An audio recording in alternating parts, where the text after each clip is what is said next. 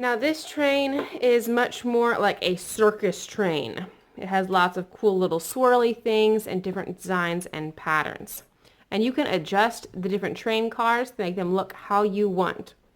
So to start off, we're going to start with the engine. For the engine, we start with two little lines. And you might want to start drawing this smaller and have your paper turned so it's longer since trains are long. So two lines. Then we curve one side, flatten the other side. We draw a line underneath for the ground. I'm going to go ahead and draw that ground all the way across. Then two circles for the tire, not tires, for the wheels.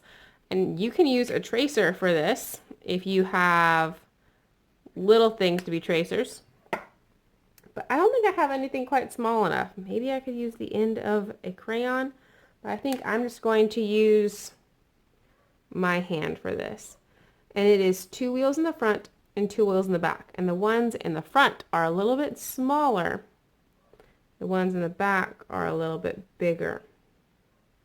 That's how it is for the engine. On most other train cars, the wheels are all about the same size.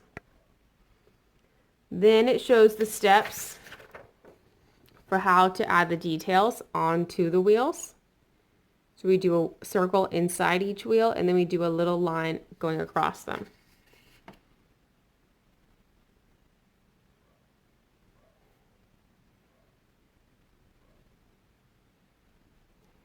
Okay, then we have a box that goes around the smaller ones so they're not just floating.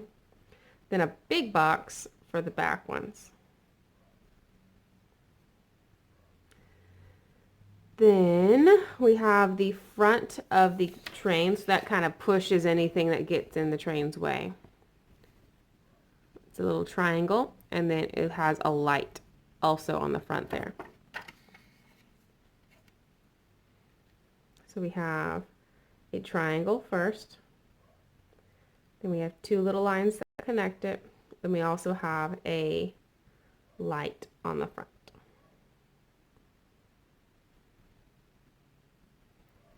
Now for our next step, we have the big smokestack. Oh, I've missed some steps. We have to divide this here. I tend to get ahead of myself and I skip some of my own steps. Smokestack. And there's little steps on the side that show you how to make it.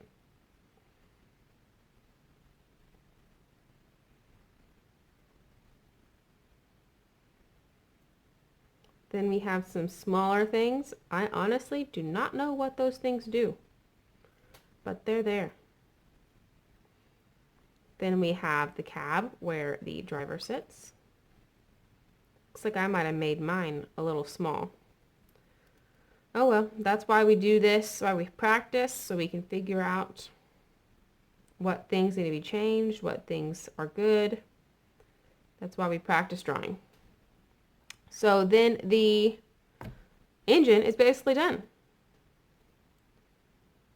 Now if I was to do this again, I'd probably make it a little bit skinnier and a little bit longer, so that way my cab would have a lot more room.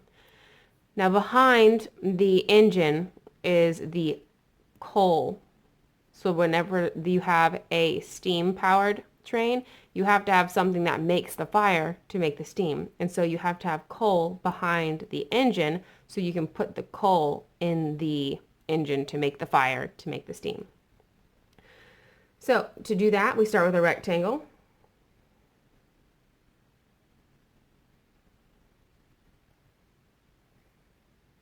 Then we have our wheels.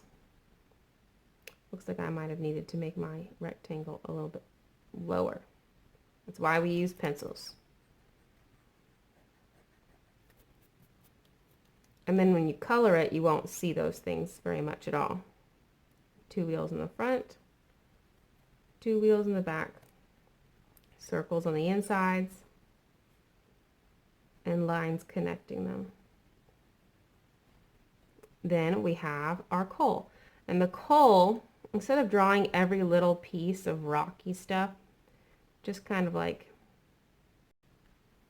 drew some bumpiness. There, done. Now to connect them, we do a rectangle here, and 2 lines. Easy peasy. Now for our next one is another type of train car. That's a rectangle again. I'm going to make this one a little bit longer because this one is for people. 2 wheels in the back.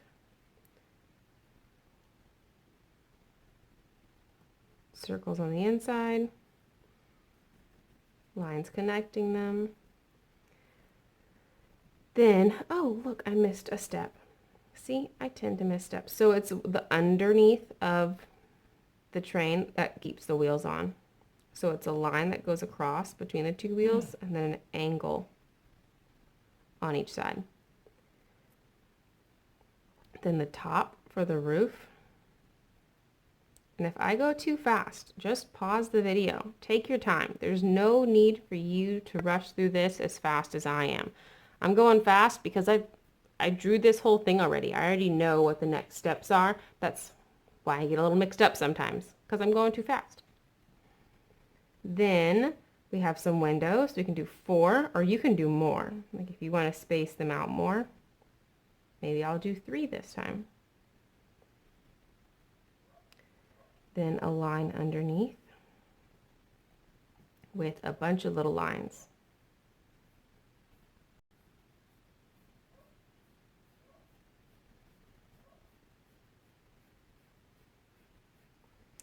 And then a little, almost like a chimney. And then we got to connect them. So that's a rectangle for this one, rectangle for this one, 2 lines to connect them. Now for our next car. Isn't it weird that they're called cars when they're not like cars that we go in? But that's what they're called, train cars. Then this one has 3. I like to give this one 3 because I feel like it looks like it would carry a bunch of big heavy animals, like a circus.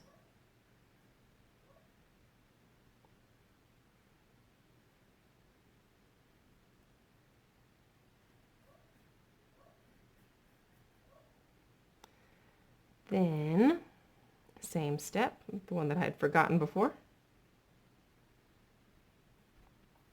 Now for the decorations. This one has an angle out, Then we, right in the middle, we do a C and a backward C, and they touch. Then we go curve down and up. So we go down and up, down and up. Then we bring the bottom of our C up like a U. Then we follow our line. So we go out, down, around, and around. And then we end it. Out, down, up, and around. And we end it. That part might take some practice. If you want to rewind the video and do that part over and over again until you think you got it, totally. Take your time. There is nothing wrong with extra practice. The next step is a line across the top here. And then the very last step is some stripes. Now these stripes are a little bit further apart than this one was.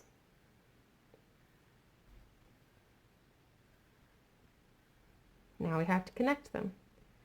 Rectangle, rectangle, and 2 lines. Now for our last train car. This one is the caboose. So it is a rectangle again, just the same.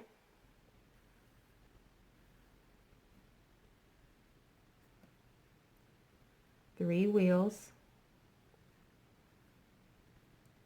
circles inside, angle, angle, connect. And then we have to have the bar that goes across. Now we have the floor sticks out some, and the top sticks out.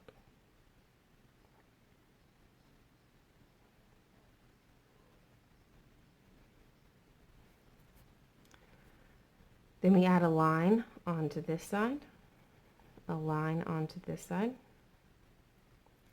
a line in the middle.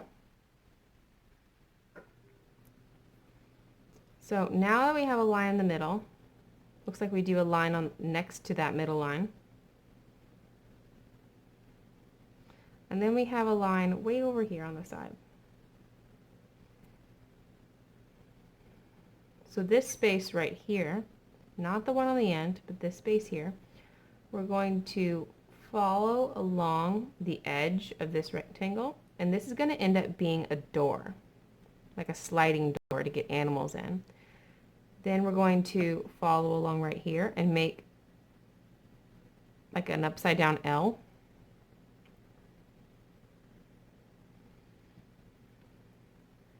Then we can color this in because this is the inside of that train car. And the door is just half open. Now we're going to do some wood on the door. Make it look like the door is made of wood and beams.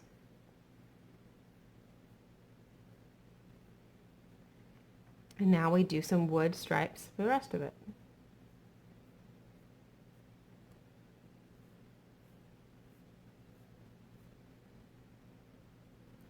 And then a ladder going from the bottom up to the top. You wouldn't see the whole ladder because you're seeing it from the side. Then a rectangle, and two lines. Now what's cool is if you make this really big, you could do this giant. So like one piece of paper would have a giant train engine on it. Then you could have a whole nother piece of paper for the coal car. Then you could have a whole nother piece of paper for this one and a whole nother one for that one. You could have 1, 2, 3, 4, 5 pieces of paper making a super long train. And that would be super cool. I would love to see that. That sounds fun. I might even just do that for myself for fun. Okay, now you can color this in.